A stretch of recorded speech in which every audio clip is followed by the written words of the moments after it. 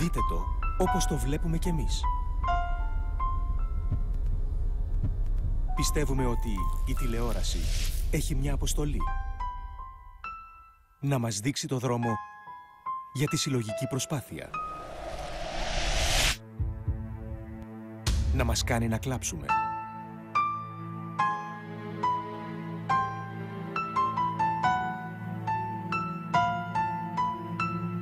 Να γελάσουμε.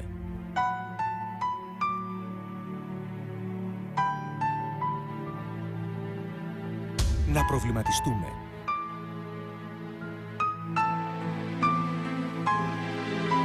Να μάθουμε. Για τον κόσμο μακριά μας και τον κόσμο δίπλα μας. Πιστεύουμε ότι όσοι είναι αρκετά τρελοί ώστε να νομίζουν πως μπορούν να αλλάξουν τα πράγματα, είναι τελικά εκείνοι που τα αλλάζουν και γράφουν ιστορία. Η κυβέρνηση κλείνει τη δημόσια τηλεόραση. Μην τους αφήσεις. Ελληνική ραδιοφωνία τηλεόραση. ΕΡΤ.